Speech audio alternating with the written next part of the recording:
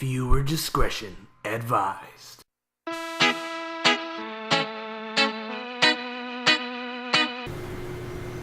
What's up, YouTube? Big D here. Time to review Comic Book Men Season 4, Episode 6, titled Bat Prince.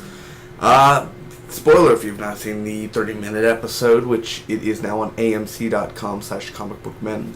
Watch the full episode there. Thank you so much for joining me. Don't forget, every Sunday I also review The Walking Dead, Mondays Gotham and Jane the Virgin, and over the week, etc., etc., etc., with 15 other TV shows. Thanks so much. Should take me less than a minute to recap the whole episode, pros to cons, give you my final score, man.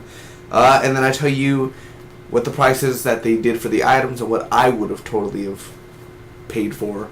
What I thought, and I was correct actually for once this week. So first off, man, it starts off with a Star Wars 1991 comic strip, and personally, honestly, I thought, okay, this looks like it would cost around $500 today. And at first they started the bidding, or not bidding, but they negotiation at $500. I was right for once. Then it went to $225, then $250. They bought it for $250, so it's a yes. Then a 1981 Adam West and Burt Ward hand autograph cement.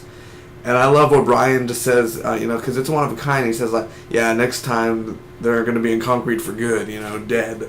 That was really funny. So I thought, that autograph would be around $750, but it went from $1,200 to $800 to back to $1,200, around that area. And so they said no, and they lost out. They lost out on that one, man.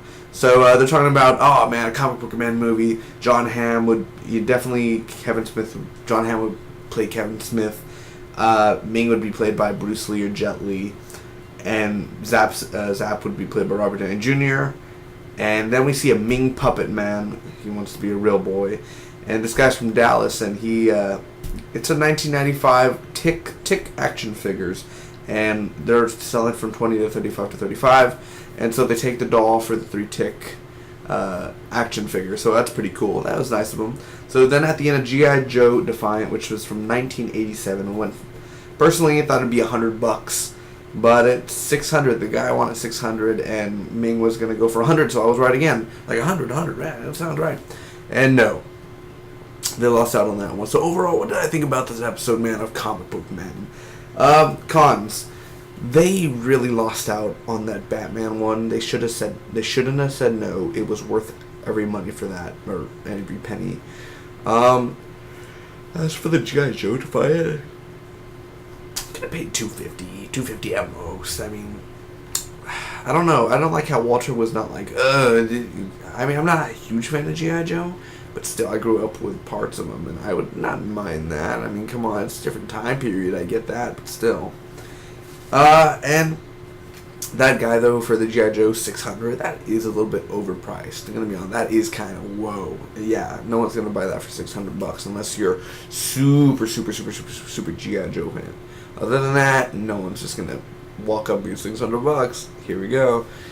Yeah, so pros, man. The humor and Brian. Brian brings on the humor every week. I enjoyed this week. Definitely. He made me literally, cough at a point. The items we had, though, I like the Star Wars comic book strip. The autograph, holy crap. That guy that was acting, though, he sounded fake, oh yeah, I got it in Orlando. Yeah, it's definitely good, you should get it.